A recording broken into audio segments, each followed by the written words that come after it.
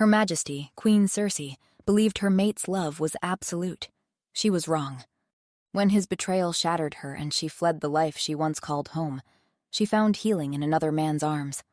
But the Alpha King who broke her would not let her go, because some men only want what they no longer own. Though she didn't know that yet. Right now she was nervous, for hadn't seen her husband and mate Auron, the Alpha King, in 22 days. She had counted each one. They'd never been apart this long, their bond demanding closeness, intimacy. Their upcoming reunion made her feel oddly nervous, like she could already feel something was about to go wrong. Perhaps because of all the rumors she'd heard but refused to be believed. Auron, her mate, the man who loved her despite her flaws, the Alpha who made her his queen despite her lack of wolf, wouldn't stray, wouldn't cheat. His love for her, Circe was certain, was absolute. And yet she paused in the doorway, smoothing hands that trembled slightly over the golden silk of her gown. He loves me, she told herself. He chose me. Nothing else matters. Through their bond, she could feel him clearly now, close enough that warmth bloomed in her chest. He was content, happy, so wonderfully, radiantly happy that it made her own smile feel inevitable. I was silly to worry, she thought, pushing open the carved doors. The rumors are nothing. He is simply... The smile died on her lips. Auron sat at their table, resplendent in deep burgundy velvet. But across from him, in the chair that had sat empty for 22 endless days, was a woman whose very presence seemed to steal oxygen from the air. Lady Riva, Auron's first love, more beautiful than memory had painted her. Her scent hit Circe like a blade between the ribs, because even without the gift of shifting, her shifter blood granted her senses too keen for mercy, and it was clear Auron's musk clung to Riva's skin like a claiming. "Ah, my queen!" Auron's voice carried genuine delight as he rose from his chair. His hands cupped her face with familiar tenderness, and his kiss landed soft and warm against her cheek. "Darling, I was just about to send for you." Perfect timing, as always. His arm slipped around her waist with practiced ease. "You remember Lady Riva, of course?" he asked. How could she forget the woman Auron had loved with the passionate devotion of youth? Riva inclined her head with the perfect deference due to a queen. "Your Majesty," she smiled. "How lovely to see you again." The words were flawlessly proper, but underneath them lay a confidence that made Circe's chest tighten with unnamed dread. Auron's attention immediately turned to Riva, his whole body orienting toward her like a flower following the sun. He pulled out her chair with the kind of solicitous care usually reserved for the most fragile crystal. "Careful, my dear. You must not overexert yourself in your condition." His large hands hovered protectively near her shoulders. "The child needs proper nourishment, and you've been far too modest about your appetite." Pride radiated from him like heat from a forge, traveling through their bond with an intensity that made Circe's knees weak. He was glowing with it, transformed by it, more vibrantly alive than she had seen him in months. "Congratulations on your pregnancy, Lady Riva," she said, confused by her mate's reaction. Riva's smile was grace itself. "Thank you, Your Majesty. It is an honor beyond words." "Indeed it is." Auron settled into his chair, his eyes never leaving Riva's face, and then he announced as if discussing the weather. "The child is mine, of course. Ours truly. Yours and mine, Circe." Circe's heart skipped a beat. "I'm sorry, what did you just say?" she asked, hating how weak her voice sounded. Through their bond, she could feel Auron's overwhelming joy at sharing what he clearly believed to be the most wonderful news imaginable. There was no deception here, no guilt or shame to muddy the waters of his happiness, only pride, deep gratitude toward Riva. "I know this must be overwhelming," he continued, his voice gentle. "But Riva has most kindly agreed to do what you cannot, for the good of the realm. She will bear us a strong, healthy heir, a son with the shifting blood necessary to secure our line." His voice took on the warm admiration usually reserved for great acts of heroism as he turned to Riva. "She has sacrificed so much for our happiness," he said. "Despite her noble birth, her own prospects for advantageous marriage, she has agreed to serve as my official mistress. to help us fulfill our sacred duty to the kingdom. Riva's hand moved protectively to the curve of her belly. I want only what is best for the realm, Your Majesty, and for your happiness. You see? Auron's grip on Circe's hand tightened. She understands what this means, what a gift this is to both of us. You will help raise him, of course. He will be ours in every way that matters. Our son, our heir, the future we always dreamed of but thought impossible. His smile was radiant. Thanks to Riva's generosity, we can finally have the family we have always wanted. Family? Circe pulled her hand free. May I speak with you? Privately? She snapped. Auron's brows drew together in the first shadow to cross his radiant mood. Anything you wish to say about our heir should be said in front of his mother. The reproof was gentle but firm, delivered with the tone of a king reminding a subject of proper protocol. He gestured toward Riva. She who has made this miracle possible. We both owe her our deepest gratitude, darling. The endearment fell between them like a stone into still water. I know this is sudden, Your Majesty, and perhaps difficult to accept, Riva said. But I hope that in time, we might even be friends. For the child's sake, if nothing else. Circe gaped because at that very moment, the bond between her and her mate chose to betray every secret Auron thought he was keeping. They flooded Circe's mind, images he had no idea he was sharing. Riva beneath him in tangled sheets, crying out his name. His hands, the same hands that touched Circe with careful, dutiful gentleness, mapping Riva's curves with desperate hunger. And through it all, his desire, not the patient, careful affection he showed his wife, but the raw, consuming hunger of a man utterly, helplessly in love. Circe gasped, the sound torn from her throat like a sob, and stumbled backward until the stone wall caught her shoulders. The room spun, morning light suddenly too bright, the mixed sense of satisfaction and claim too thick in her throat. Circe? Auron rose from his chair. The words died in her throat. Excuse me. She turned and walked from the room with the measured, precise steps of a woman who still remembered how to be a queen.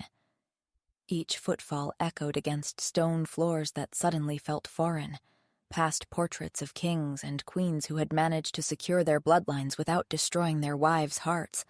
Only when the carved doors closed behind her did she break into a run. Through gardens where flowers bloomed in neat, perfect row toward the wild forest beyond, where she might find enough air to breathe again. Behind her, carried on the bond she could neither break nor escape, came Auron's voice. Darling, where are you going? Come back. We should discuss arrangements for the nursery. Not worried, not guilty, simply puzzled, with the mild confusion of a man who could not fathom why anyone would be upset by such perfectly reasonable, even generous arrangements. This was how, running through trees and sobbing like a chastised child, Queen Circe realized her mate, the other half of her soul, had never loved her. Not like she loved him. She did not know, as she fled deeper into the wild forest, that she was running toward something as much as away from it. That in the shadows between the trees waited a different kind of love, one that would see her not as a broken queen, but as a woman worth fighting for. And she could not imagine that when she finally found peace in gentle hands and honest eyes, her mate would come hunting for what he had thrown away. Chapter 1. Circe's legs gave out somewhere between the ancient oak and the stream, miles from the palace walls and deeper into the forest than any queen had business being. Her chest burned with each breath. She couldn't believe it. This couldn't be. The sapphire silk of her gown, Auron's favorite, was torn now, caught on thorns and stained with tree sap.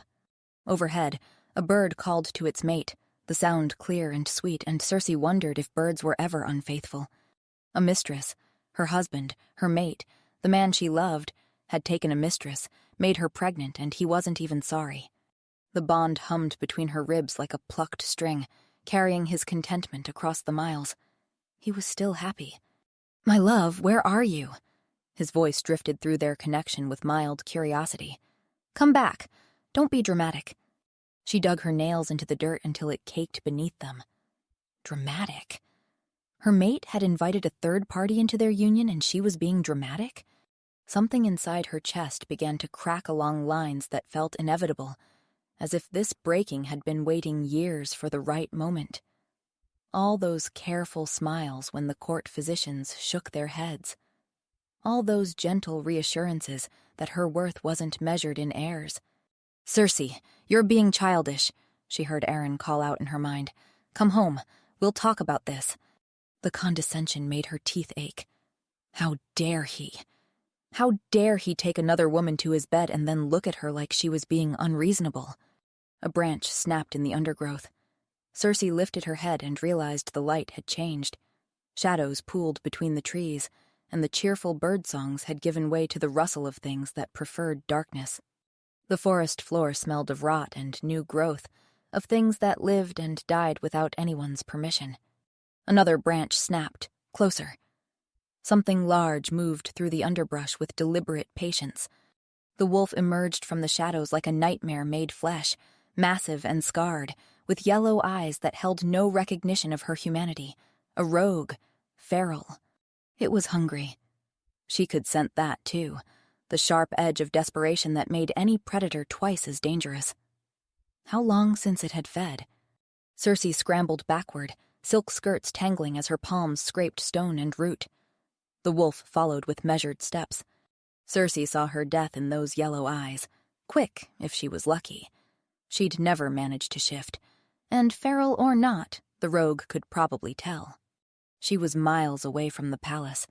No one was coming to save her. The beast lunged, and Circe's own beast responded. A power she'd never known rushing through veins that suddenly felt too small. Her bones began to snap like dry kindling. Her spine stretched with grinding that echoed in her teeth. The pain was complete, overwhelming, a symphony of agony that drove every other thought away. This was what she'd been denied her whole life, this violent remaking. Her muscles tore and reformed, her skull reshaped itself, and fur erupted from skin that had known only silk. She was no longer human when her paws hit the forest floor. The wild wolf skidded to a halt, hunger replaced by confusion. She snarled, and the sound from her throat was purely animal, rage given voice in a language older than words. Being betrayed by her mate was enough humiliation for one day. Circe would not die alone in these woods. They circled each other in the fading light. The rogue was larger, heavier, but it was feral, its intelligence dimmed, and she was faster. When it lunged again, she wasn't there. She dodged and weaved around its attacks, but the rogue was cunning. When she darted left to avoid its snapping jaws, it pivoted faster than she expected.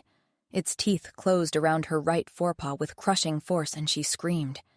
She screamed, a sound no human throat could make, and the rogue released her, perhaps startled by the sound, or perhaps satisfied that it had drawn blood. Her paw hung useless. When she tried to put weight on it, her legs buckled and she crashed to the forest floor. The rogue began to circle again, taking its time now. She was no longer prey that might escape. She was meat, waiting to be claimed. But the scent of her blood carried more than injury. It carried the musk of an alpha, the complex chemical signature of one marked by the apex predator of this realm.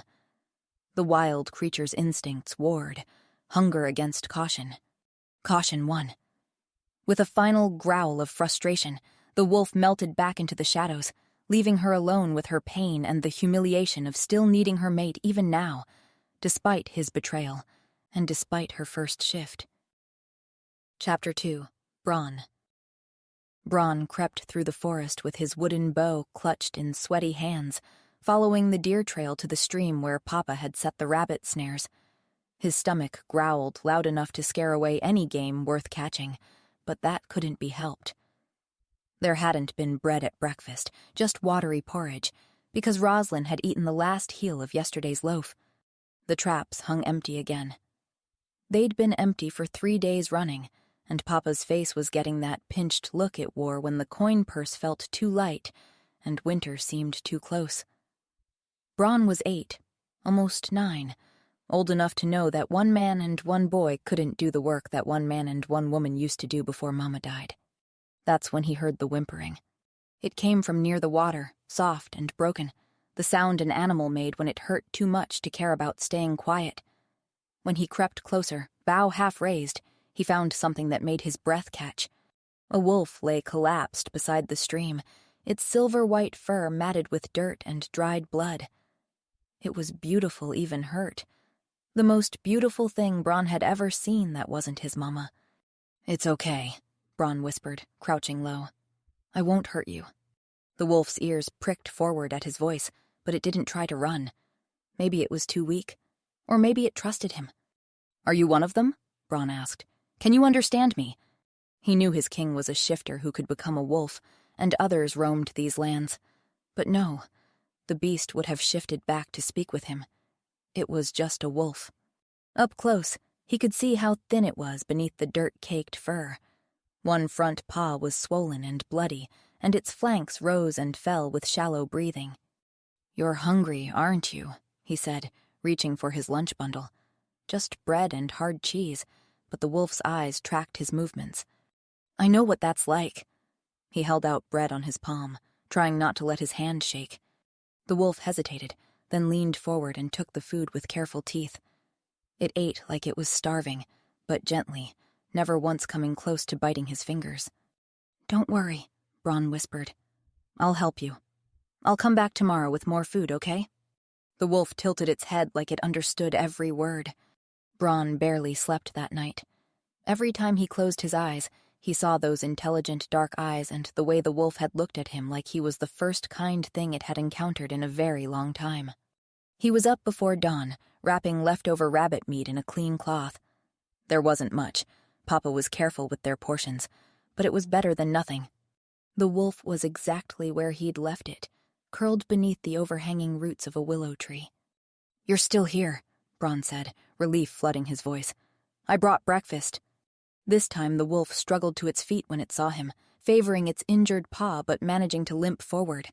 Its tail gave a tentative wag, and Bronn felt like he'd been handed the sun. "You're different from other wolves," Bronn said, settling on a fallen log while his new friend ate. "Papa says wolves are dangerous, but you're not. You're just hurt and scared." The wolf moved closer after eating instead of slinking away. Bronn held very still as it sniffed his outstretched hand. The fur was softer than anything he'd ever touched. "I'm Bronn," he whispered, stroking between the wolf's ears. The wolf made a soft sound, almost like it was trying to answer. "My mama died when Roslyn was born," Bronn continued.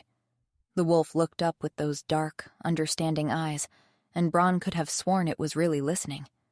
By the third day, Bronn had established a routine: morning visits before dawn, evening visits after supper, always with food smuggled from their meager stores. The wolf was getting stronger.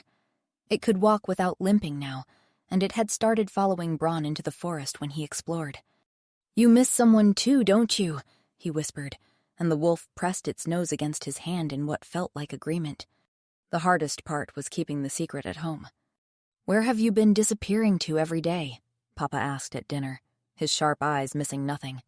"Just exploring," Bronn mumbled. "Like you said I could." "The woods aren't safe for a boy alone, especially not lately." Bronn's heart jumped. Did Papa know about the wolf? "I'm careful," he said quickly. "I stay near the stream." Roslyn piped up, "Bronn has secret." "Do not!" Bronn shot back, kicking her gently under the table. Papa's eyes sharpened. "What kind of secret?" "No secret," Bronn said, his face burning. "Roslyn's just being silly." But Papa watched him for the rest of the meal, and Bronn spent the night wondering how long he could keep lying to the person he loved most in the world. The answer turned out to be one more day. The fourth morning dawned clear and cold, with mist hanging between the trees. Bronn crept from the cottage as usual, carrying cold porridge and dried meat. The wolf was waiting at their usual meeting spot, tail wagging when it saw him. "Good morning, boy," Bronn said. "I brought—" Bronn. The single word, spoken in Papa's quiet, dangerous voice, made him freeze. His father stood 20 feet away with his hunting bow ready, his eyes on the wolf that stood frozen beside Bronn's legs. "Step away from the wolf," he told Bronn, his voice deadly calm. "Slowly, now." Chapter 3. Circe heard the voice before she saw the man, deep and commanding, cutting through the morning mist. He emerged from the trees like something out of a ballad, tall and broad-shouldered, with quiet strength that came from years of hard work rather than birthright.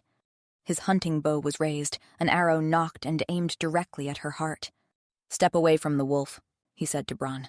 "Slowly, now." He was scared, she understood. Not for himself, but for his son. Every instinct screamed at her to run, but her injured paw wouldn't hold her weight, and Bronn stood between her and the approaching danger like a small, brave shield.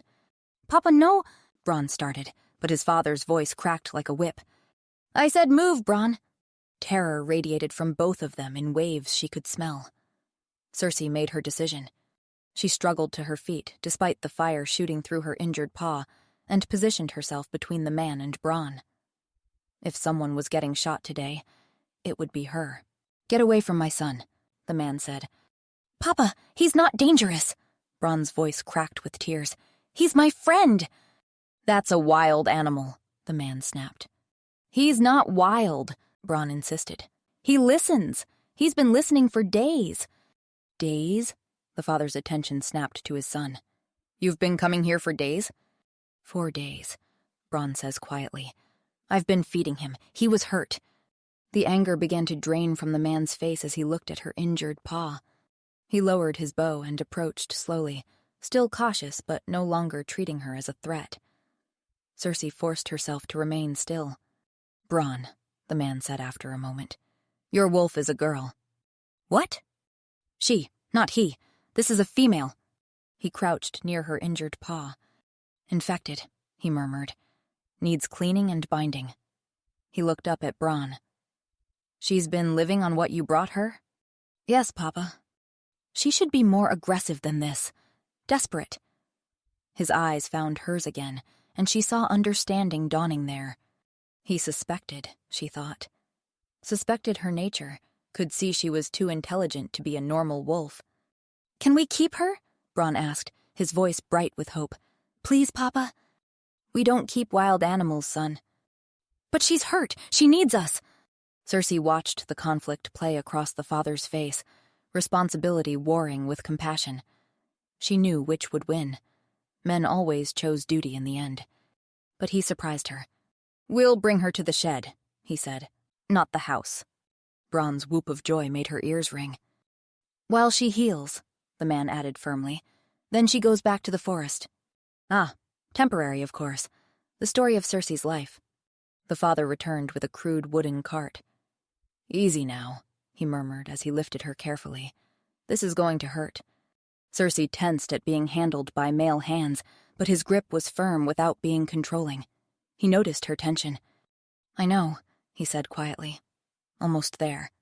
He was talking to her like she could understand, which she could, but he didn't know that for certain. Bronn walked beside the cart, chattering about everything she would see at home. "You're going to love it, girl. We have Roslyn. She's my little sister, and Papa makes good stew." Her attention was fixed on the man pulling the cart, on the careful way he navigated around roots and stones. He was kind, she thought, surprised. She hadn't known many kind men. The cottage that came into view was small but well-maintained, with a struggling garden and chicken coop. The man pulled the cart to a small shed separate from the stable. "The horse shed is for Bramble," he explained, opening the door to reveal a dry space that smelled of wood shavings and hay. "You get the tool shed." He cleared a space quickly, laying down fresh blankets before lifting her from the cart. "There, warmer than the forest." Then he reached for a length of rope, and Circe's world tilted sideways. No, not another cage, another chain, another reminder that she was property to be contained. She growled before she could stop herself, pulling back with teeth bared. The man froze. "Hey," he said softly, showing her the rope. "Easy. I'm sorry, truly. But I won't risk you hurting my children." He approached slowly and looped the rope around her neck. "I know you don't like it," he said, and the apology in his voice was real. Circe made a sound that was half growl, half scoff. The man stopped and stared at her. "Did you just scoff at me?" She looked away quickly, trying to appear innocent. That's when the door burst open and chaos entered in the form of a 3-year-old girl with wild curls and fearless joy. "Doggy!" she shrieked, launching herself at Circe. Rosalind, no! The father spun toward his daughter, but she was already wrapping her small arms around Circe's neck. Big doggy, soft doggy. The child's scent was pure innocence, sunshine and milk and life itself. Something deep in Circe's chest cracked open, and her wolf instinct surged. Protect, it said. Through the bond, Auron's voice chose that moment to intrude. Where are you, Circe? I need you. Come back to me. The familiar ache made itself known, and Circe whimpered despite herself. Shh, the little girl murmured, arms tightening around her. Simple comfort from a tiny human who didn't know she was holding a queen. Circe felt her heart break and heal simultaneously. Chapter 4. The days that followed settled into a routine that was both blessing and torment. Linus, for that was the man's name, Circe had heard a visitor say it, allowed supervised visits from the children. Braun read to her every morning. Rosalind brought flowers and mud tea that Circe endured with patient grace. Linus himself brought food twice daily and checked her healing paw with hands that grew gentler as her injury mended faster than any normal wolf's should. You heal quick, he observed one afternoon, unwrapping the bandages he'd fashioned from clean cloth. His eyes were suspicious but not unkind. The children love you already, Braun especially. He paused. He hasn't been this happy since his mother died. Circe's ears prick forward. These children had no mother. They needed someone to care for them, to love them, to... Not you, she reminded herself firmly. You're temporary, and you're just a wolf to them. But the feeling didn't fade. It was at night that the real torment began, when the family went inside and left her alone. That's when Auron's voice was loudest in her mind. Circe, where are you? I'm searching everywhere. I've sent guards to every corner of the kingdom. I miss you. Our bed is cold without you. Come back to me, my love. The bond tugged at her with biological imperative. Return to your mate. Accept your place. Stop fighting what you are. But then his voice would shift, taking on the reasonable tone that had become her nightmare. Think of our child, Circe. The heir. You're being selfish, worrying poor Riva. Our child? Circe scoffed. His child. With Riva. The heir that should have been hers, growing in another woman's body. Rage flooded through her at the casual possessiveness in his mental voice, and she found herself pacing the small shed as much as the rope would allow. That's how Linus found her one night, when her distress had apparently been audible from the house. I heard you, he said quietly. What's wrong? He approached cautiously, setting the lantern down and kneeling beside her. Your paw? He asked. Is it hurting? She forced herself to be still, focusing on him instead of the bond. His hands were gentle as always when he examined her injury, warm and present in a way that made the distant pull of her mate seem less urgent. Healing well, he murmured. Better than expected. Instead of leaving, he settled with his back against a post, close enough to offer comfort but not so close as to crowd her. At least, I hope it's healing well, he said quietly. My wife was the expert. She taught me to care for wounded animals. She'd sit with them just like this until they calmed. His voice carried the weight of old grief, and Circe's heart ached for him. Her name was Agnes. She died 2 years ago, bringing Rosalind into the world. Circe found herself leaning closer, drawn by his willingness to share his loss. You understand every word I'm saying, don't you? He said quietly. It wasn't really a question. You wouldn't happen to be a shifter, would you? Her heart stopped. She thought he'd stopped suspecting. If you were, he said slowly, now would be a good time to shift back. Circe winced internally. She wanted to. Gods, how she wanted to transform back to human form, to tell him everything. But no matter how hard she tried, her body refused to obey. The wolf form that had saved her life now held her prisoner. He waited patiently, watching for any sign of change, then sighed when nothing happened. Guess not, he laughed. Of course not. You would have shifted by now. Circe's heart twisted his guilt. She wanted to. She just couldn't. Linus smiled, kind, not condescending, and rose to leave. Whatever you are, he told her, turning back at the door. You're safe here. When his footsteps faded and she was alone again with the flickering shadows, Circe curled into the soft blankets he had provided. Auron's voice was gone. For now. Chapter 5. 3 weeks had passed since Linus had carried her home in his crude wooden cart, and Circe had learned the rhythm of their lives as surely as she had once known the ceremonial bells that marked the palace hours. Dawn brought Bronn with his stories. Midday meant Rosalind's visits. The little girl chattering to her about flowers and evenings were for the whole family together, voices drifting from the cottage while she lay tethered in her shed. Her paw no longer ached when she put weight on it. The infection had cleared completely, and so she should have left a while ago, planned her next move. Every logical thought told her so. If Auron's soldiers found her here, when they found her, what would happen to Linus and his children? And beside, they thought she was just a wolf. A clever one, perhaps, but still only an animal. They had no idea they shared their home with a queen who had once commanded servants and sat at councils of state. But each morning when she woke to Bronn's eager footsteps, each afternoon when Rosalind pressed wildflowers into her fur, the thought of leaving felt like tearing her own heart out.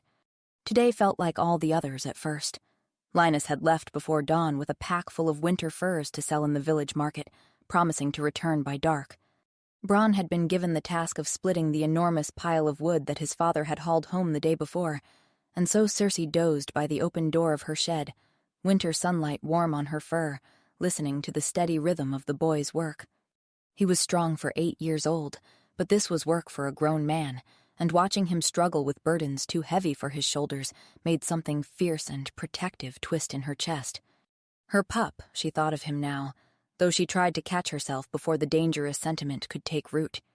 Rosalind played nearby, building elaborate cities out of sticks and mud and imagination. "Look, doggy," she called, holding up a particularly impressive mud pie. "For you!" Circe's tail wagged before she could stop it. The child's joy was infectious, pure in a way that made the palace intrigues seem like games played by cruel children. Here was love without calculation, loyalty without price.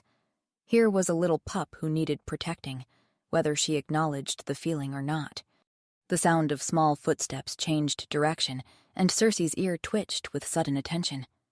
Rosalind was moving away from her play area. "Pretty!" she exclaimed, and Circe opened one eye to see the little girl toddling toward the woodpile where Linus kept his tools. The large axe sat embedded in a chopping stump, its handle worn smooth by years of use, and perfectly positioned for small hands to reach. Sunlight caught the blade's edge, making it gleam like a jewel. "Shiny," Rosalind breathed, stretching up on her toes to wrap tiny fingers around the wooden handle. Circe was on her feet before conscious thought could intervene, the rope jerking tight against her neck as she reached the end of her tether. "Rosalind!" Bronn shouted across the yard. Time slowed to honey as Circe watched the axe begin to tip. Rosalind's confused face turned upward, not understanding why the pretty thing was falling toward her. Through the bond that had been mercifully quiet for days, Auron's voice slammed into her mind like a fist.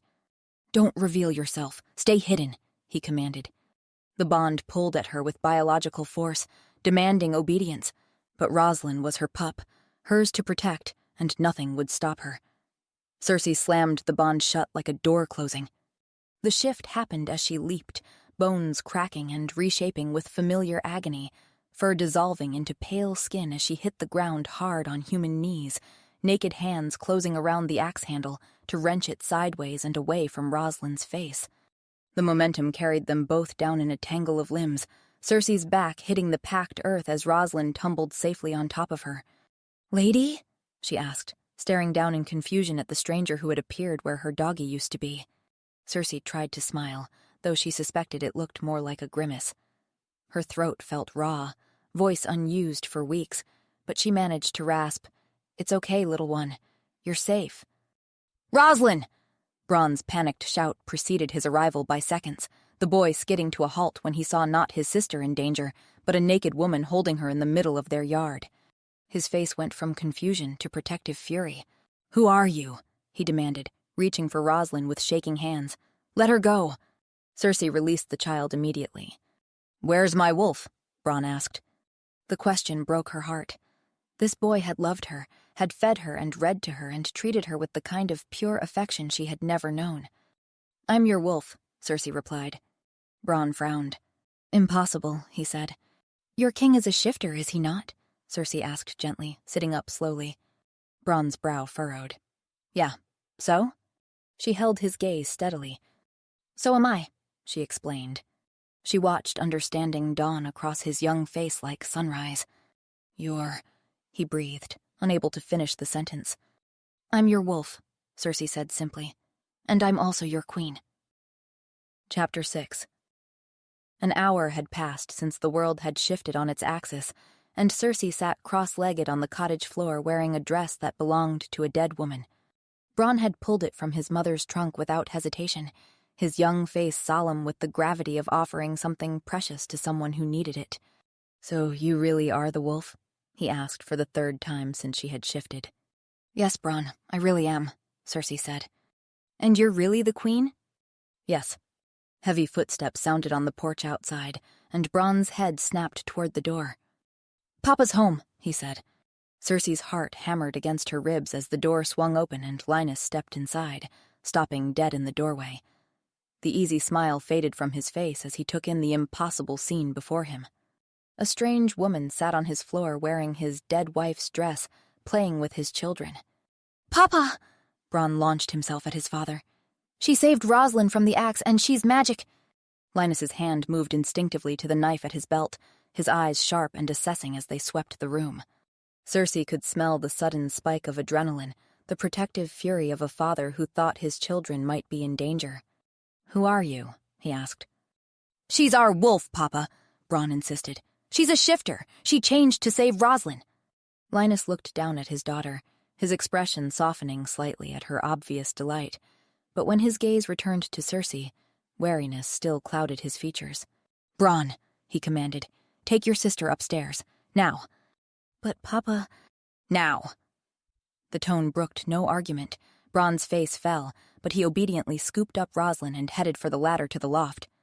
When their footsteps had faded overhead, Linus remained standing, his posture rigid with tension.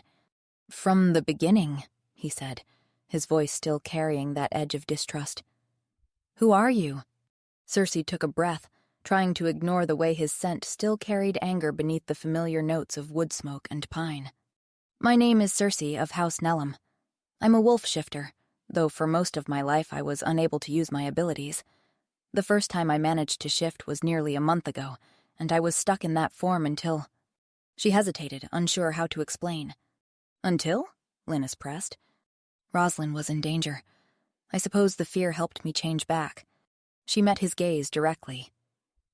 If I could have shifted earlier, I would have. I wanted to tell you, but Why did you stay? Linus interrupted. You're not an animal.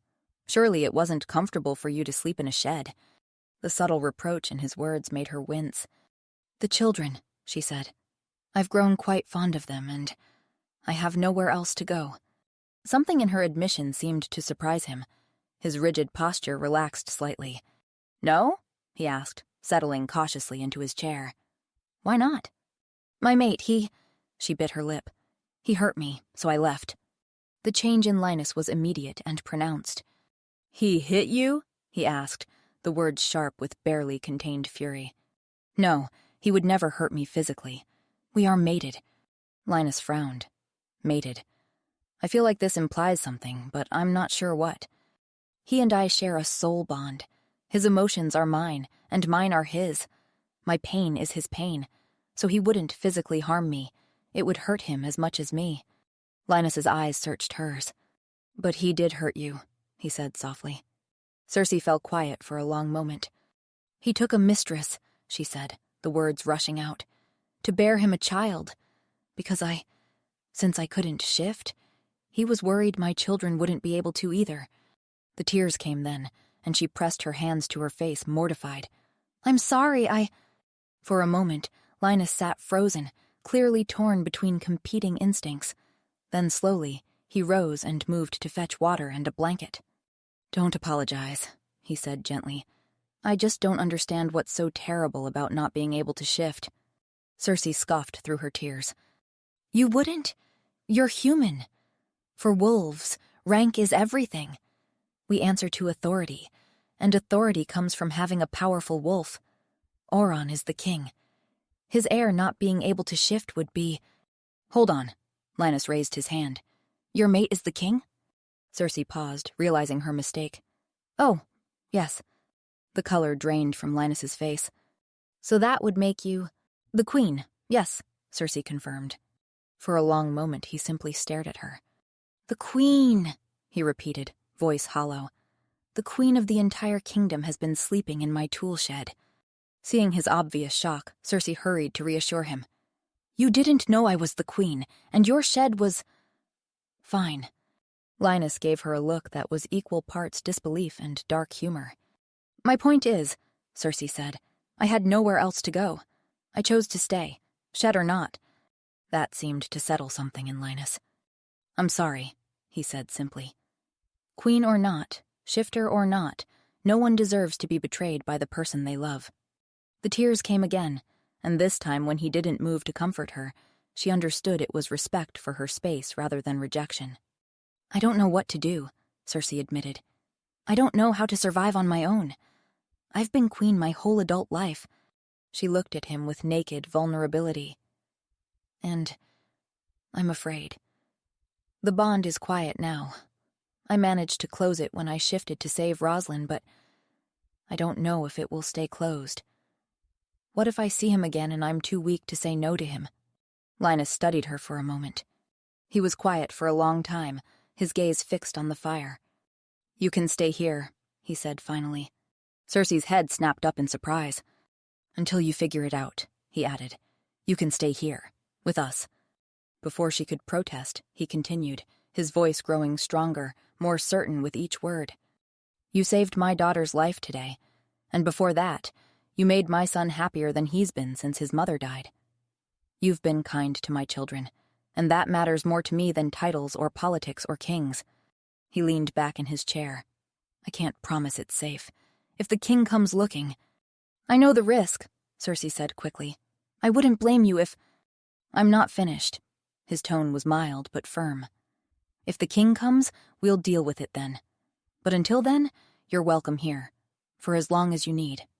The warmth that spread through her chest was so foreign after months of conditional love that it took her a moment to recognize it as hope. Thank you, she whispered. Well, you are the queen, Linus said with returning humor. I can't exactly refuse you shelter, can I? Oh, of course, I can arrange to pay you— That was a joke, Your Highness, Linus said, his eyes twinkling. She smiled at that and then— Circe, she corrected. He looked at her with that gentle smile. Queen or not, he said. You are a guest here. Still, she said, I'll make myself useful. I can help around the house.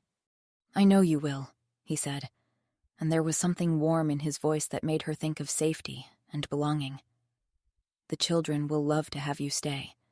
It's been hard for them, growing up without a mother. Something passed between them then. Understanding, mutual need, the tentative beginning of partnership. Two broken people who might be able to help each other heal. Chapter 7. A month later, Circe was helping a little girl stack blocks into towers that defied both gravity and architectural sense.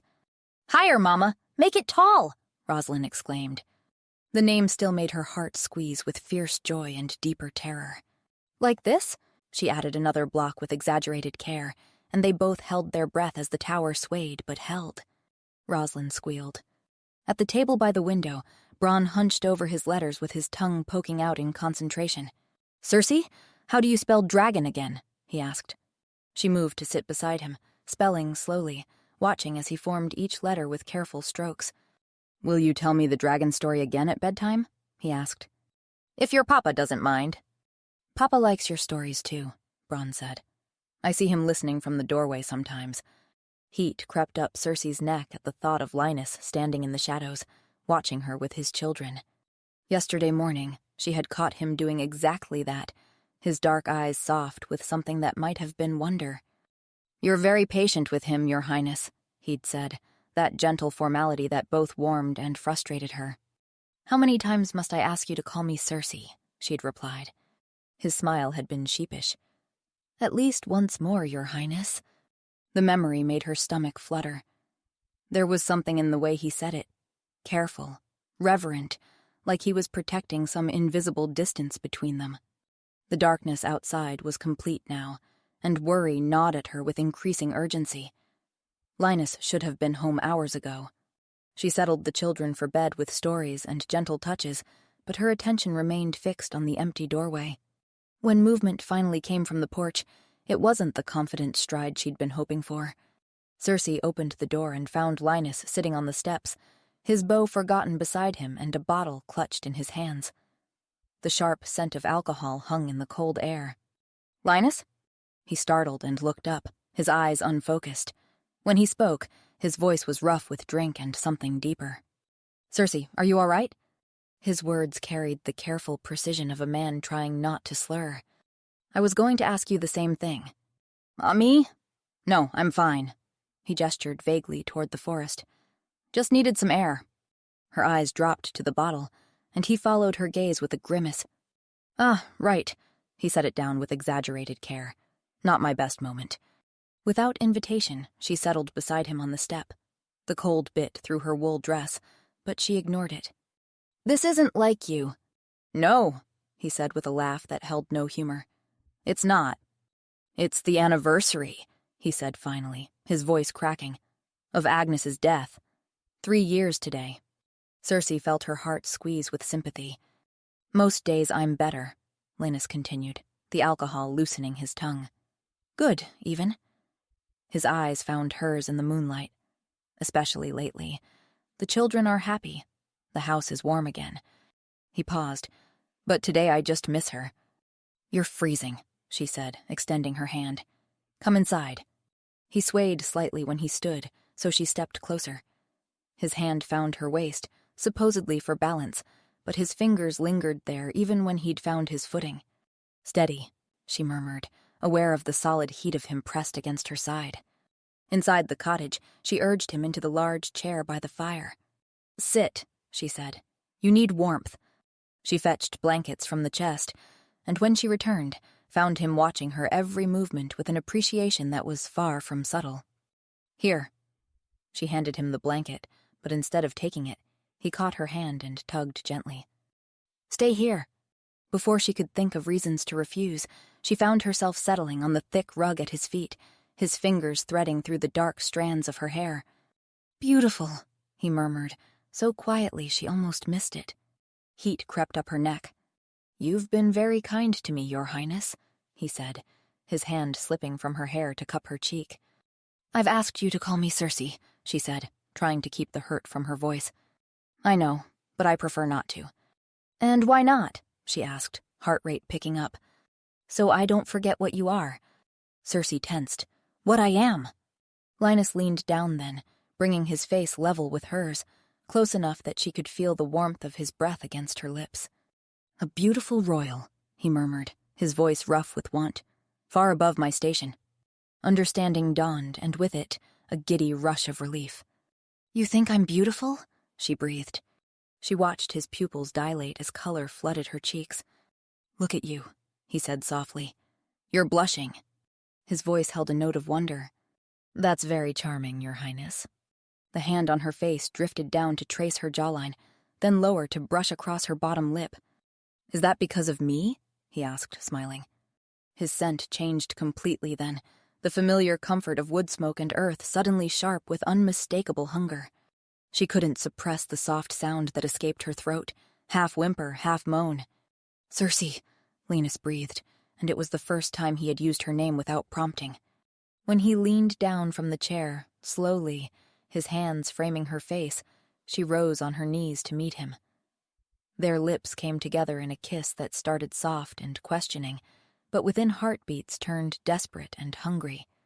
She found herself being pulled up, guided between his spread thighs until she was pressed against the front of the chair, her body fitting against his as if she belonged there. "God, Circe!" he groaned against her lips. His lips left hers to trail along her jaw, and she gasped, her head falling back to give him better access.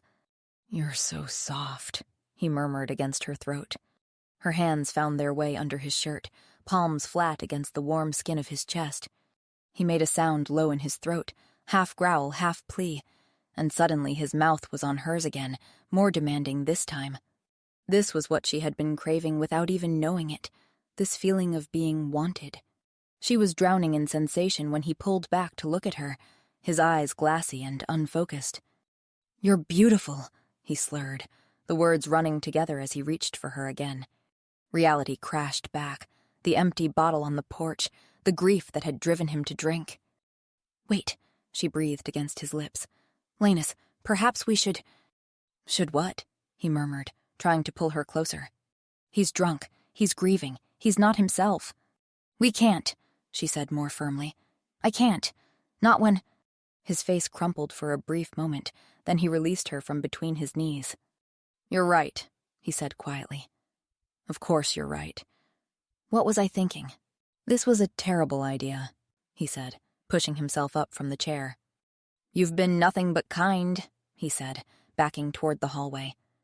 "To me, to my children, and I took advantage. That was wrong of me."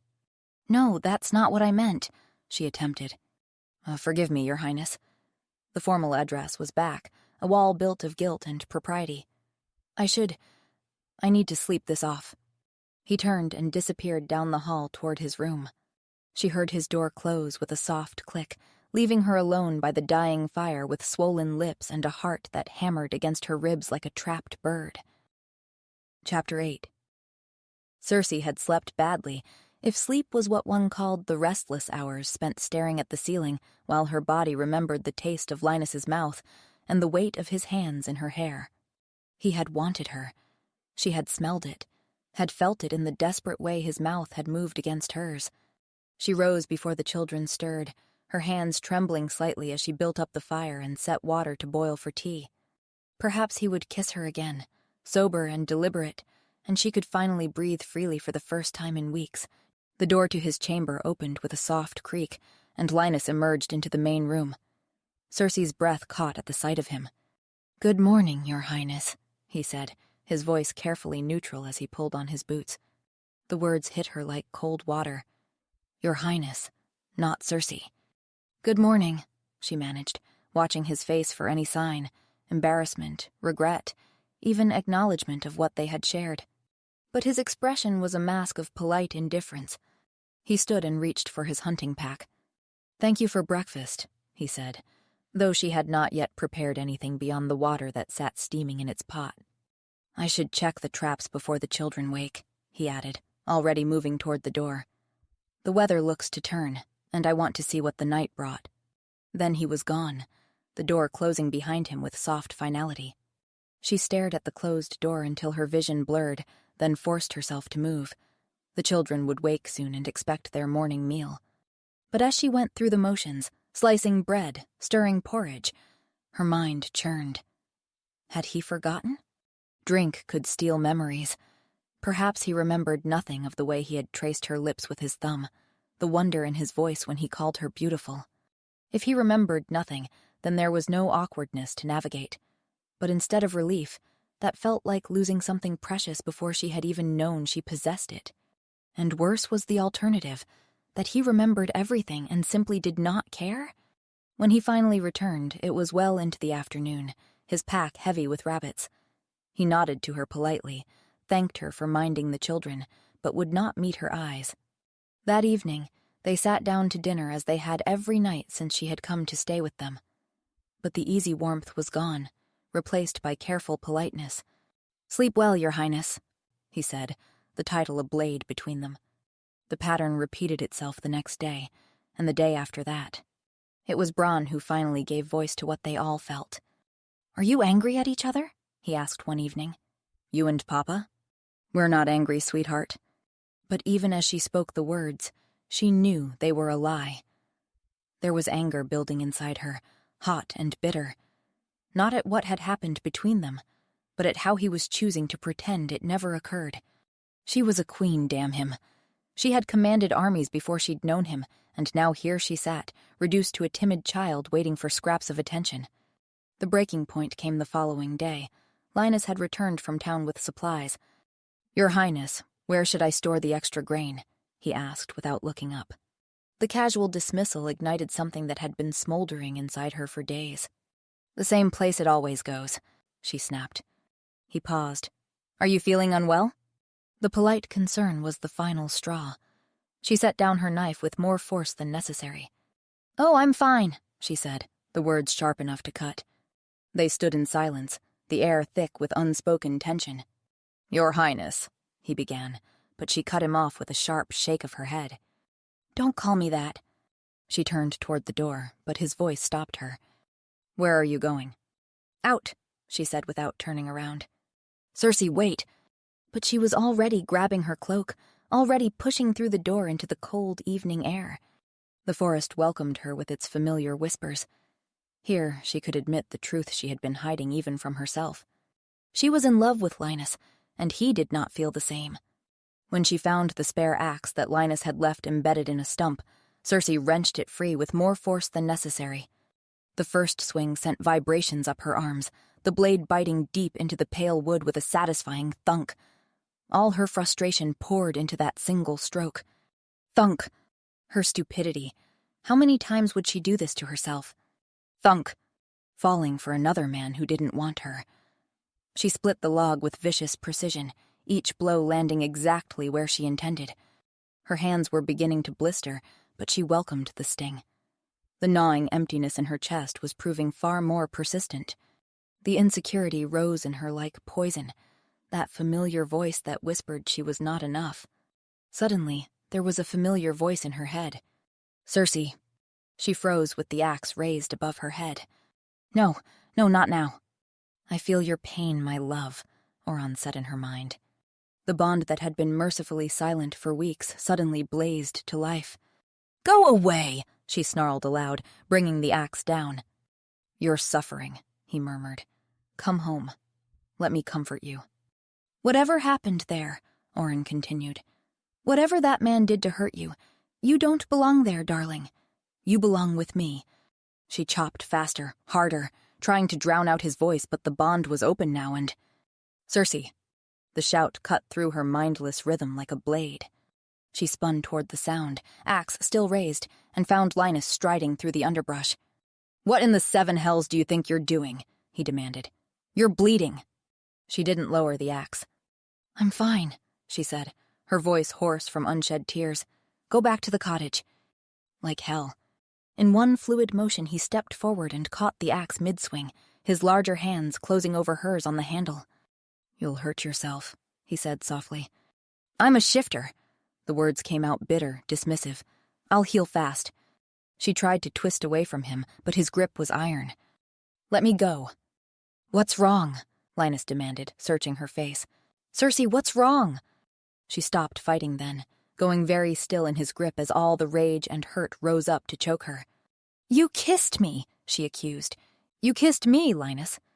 His face went white, but he didn't release her hands. "You called me beautiful," she continued, the words tumbling out like blood from a wound.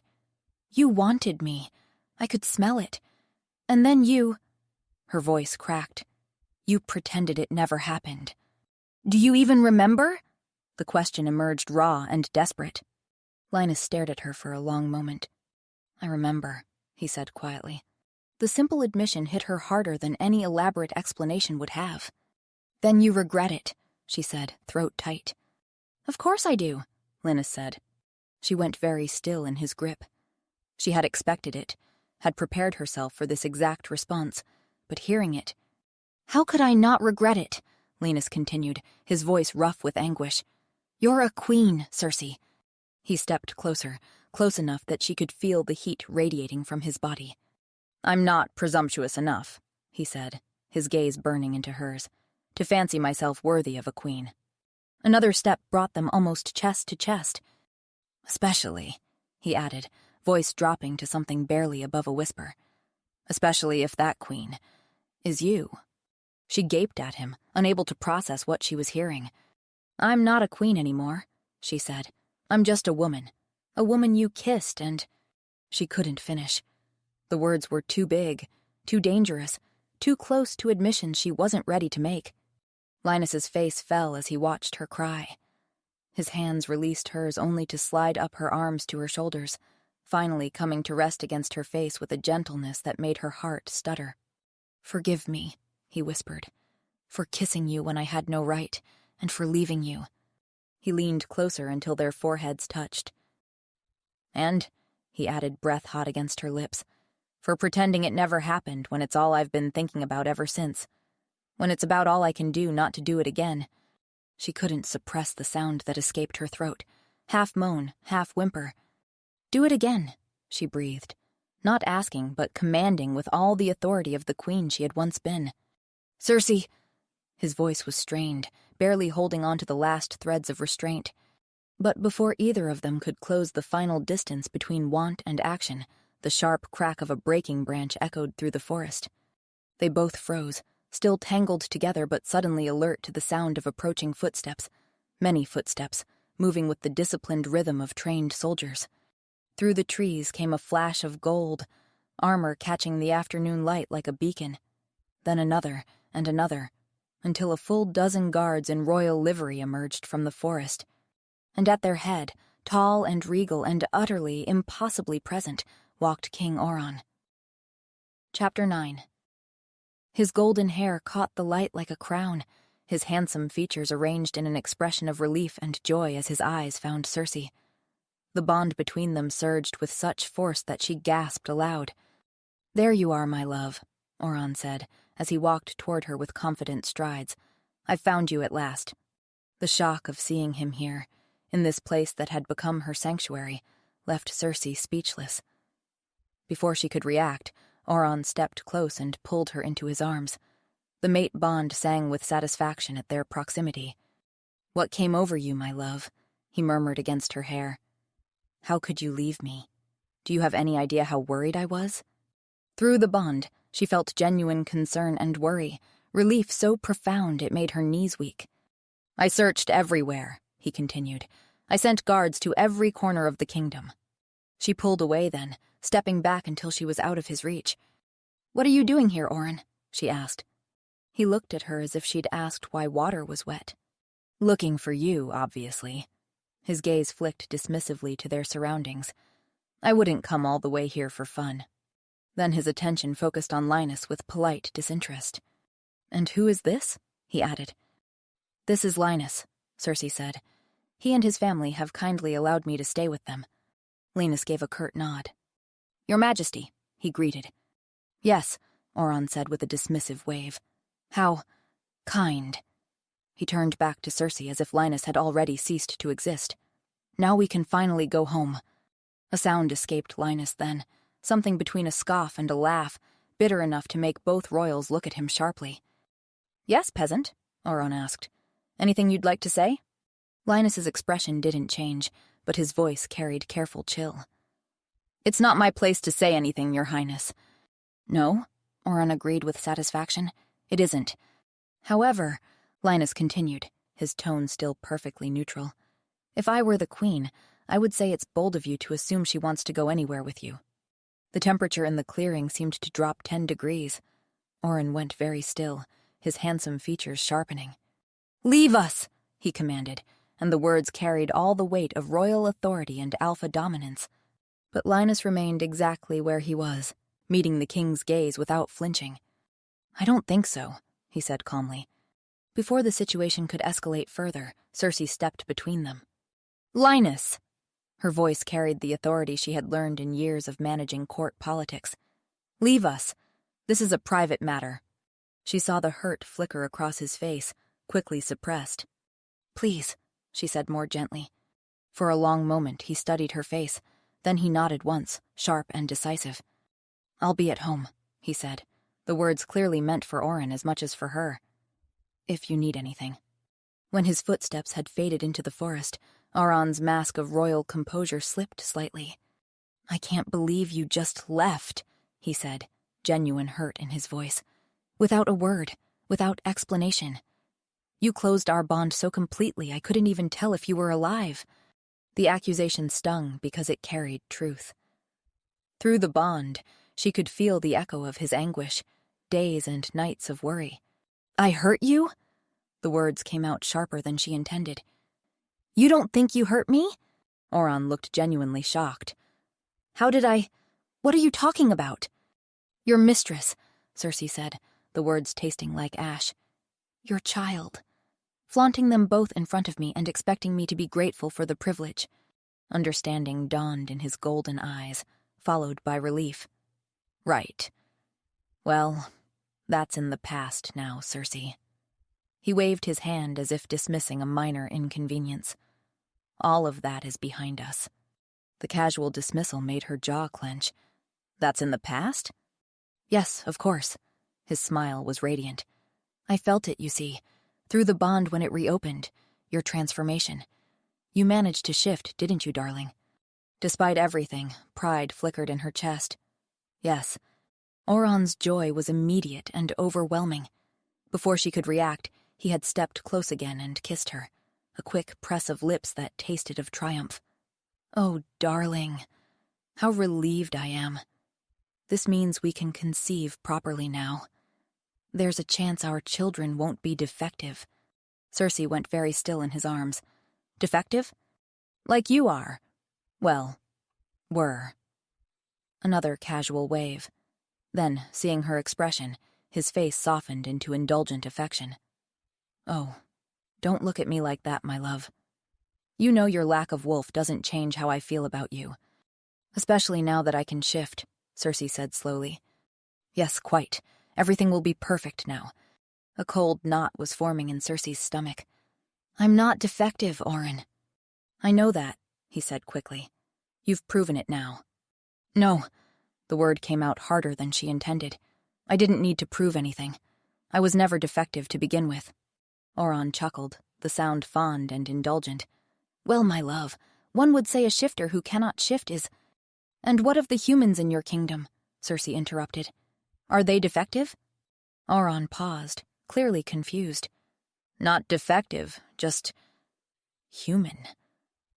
But through the bond, she felt what that word meant to him.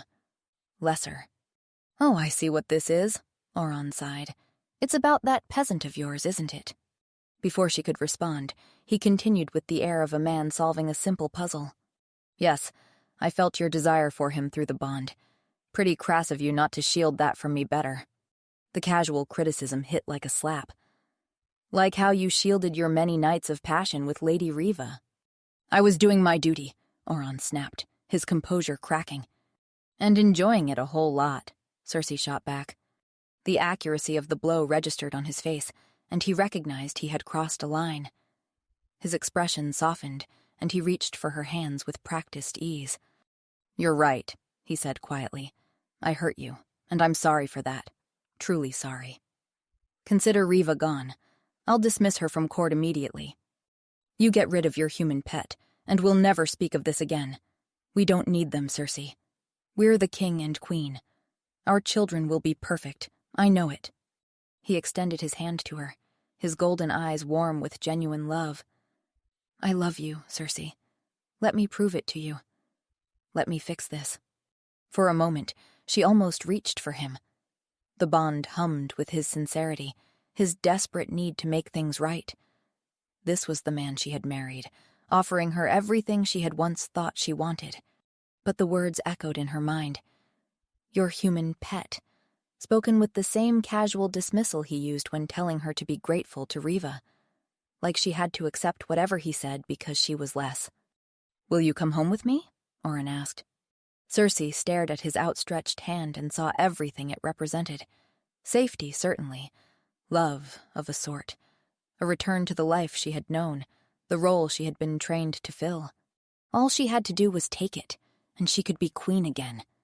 The silence stretched between them, heavy with possibility. Chapter 10. The cottage had never felt smaller than it did in that moment, with two small bodies pressed against Circe's sides and the weight of her decision crushing down on all three of them. Don't go, Mama, Rosalind sobbed, the words muffled against Circe's shoulder.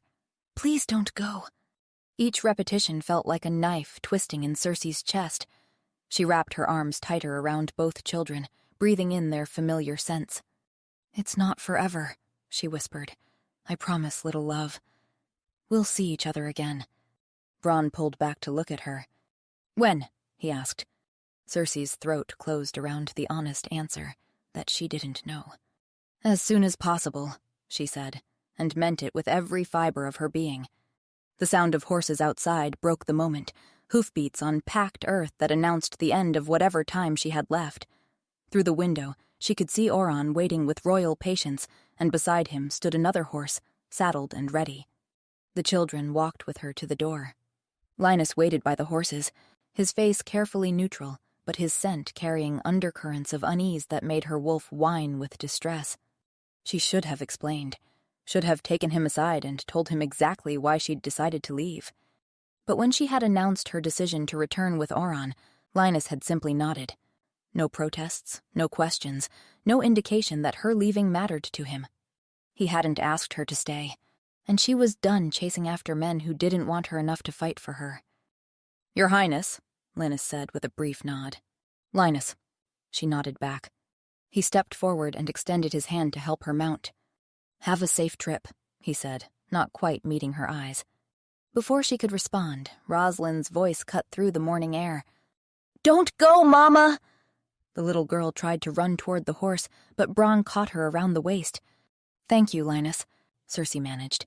"Thank you for the hospitality you've shown me." "Yes, peasant," Auron said, pulling at his reins. "Thank you for your services to your queen." Anger flickered in Linus's eyes. "Oh, it was my pleasure, Your Highness," he snapped. Circe's pulse quickened despite herself. "Was it?" she challenged.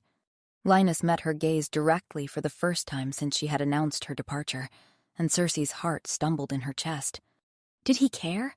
Could he possibly feel even a fraction of what was tearing her apart?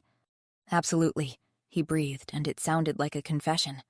His chest rose and fell with careful, measured breaths, but she caught the slight tremor in his hands, the way his jaw worked as if he were fighting words that wanted to escape.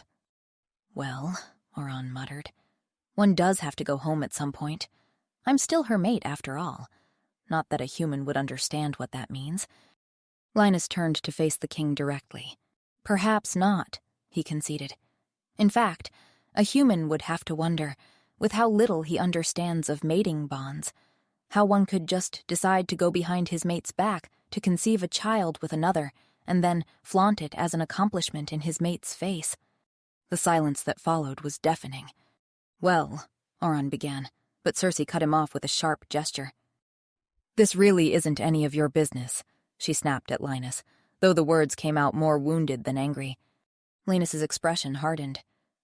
"No, I suppose not," he said. "You're the queen, after all. You're free to do as you please." They stared at each other across a gulf that suddenly felt wider than kingdoms, and Circe felt something breaking inside her chest at the raw longing in his eyes. She was about to turn away when, "One just has to wonder, Your Highness," Linus said, "how someone as extraordinary, loving, and brave as you could choose to return to a man who never understood the privilege he's had to be loved by you." Circe gaped at him, her breath caught somewhere between her lungs and her throat. "Oh, so it's a privilege, is it?" she squeaked. "Yes," Linus said simply. Circe felt tears prick at her eyes. "You really think so?" she asked, her voice small and wondering. Before Linus could answer, Auron's exasperated voice cut through the moment like a blade. "Oh, for crying out loud!" he snapped. "She's not coming back to me out of love, peasant. She's coming back to finalize our divorce and, most importantly, the severance of our bond before the Great Council." Linus blinked, his gaze snapping from Auron to Circe and back again. "Sorry, what?" He looked utterly bewildered. "Yes," Circe confirmed, her heart racing. "I'm the queen. I can't just run off without legally ending our union. Also, a mating bond between royals must be severed before competent witnesses." She watched the confusion clear from Linus's face, replaced by something that might have been hope. "So, even though I already rejected our bond," she added, "it's my royal duty to present my case and choices to the court before I can be free to—" She trailed off, suddenly shy under the intensity of Linus's gaze. "Go back and live with your peasant?" Auron sighed, sounding thoroughly fed up with the entire situation. Circe ignored him, waiting for Linus to say something. "You're coming back?" he asked finally, his voice low and careful. "Well, of course I'm coming back," Circe said, trying to sound casual even as her heart hammered against her ribs. I wouldn't just abandon the children. I plan to visit them. Relief spread across Linus's carefully composed features, so profound it was almost painful to witness. The children would love to have you, he swore, entirely too fervently. Visit as often as you want, for as long as you want. Stay forever, Braun interjected from behind them. Circe smiled, despite the tears that threatened to spill over. Well, I wouldn't want to be an impediment, she said. Before she could finish the thought, Linus was there, reaching up to help her down from her horse. His hands closed around her waist with a sureness that spoke of barely contained emotion, and suddenly she was sliding down into his arms. This close, she could smell him, and underneath his believed scent, want and relief and a desperate kind of joy that mirrored her own. I thought you regretted what happened between us, she murmured, meeting his gaze. Linus looked genuinely shocked at that. Only because I thought I'd overstepped, that you didn't want... He begun. Shut up, Papa, you'll ruin it! Braun's voice cut across whatever he had been about to say. Yes, kiss her, Papa, kiss her, Rosalind added. Both Circe and Linus laughed, the sound breaking some of the tension that had stretched between them. But when the laughter faded, they were still standing there in each other's arms, close enough to see the way his gaze dropped to her lips with unmistakable hunger.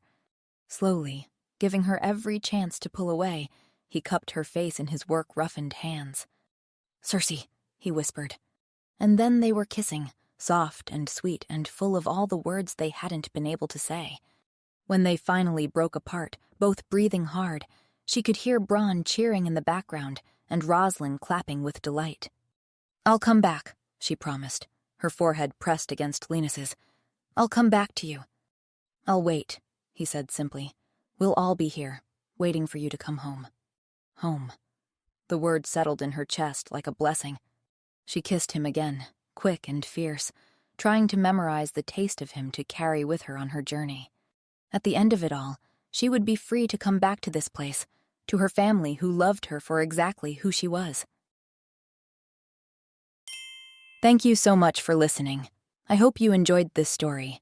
If you'd like to explore more of my work and follow what I'm creating, you can find me on Patreon. I share free content there, including blog posts, sneak peeks at upcoming stories, and character cards that offer more insight into my characters and their worlds. For members who choose to support me, I also share ad-free listening, bonus chapters, and exclusive full stories you won't find anywhere else. You'll find the link in the description if you'd like to take a look. Thank you, as always, for your support. Much love, Lily.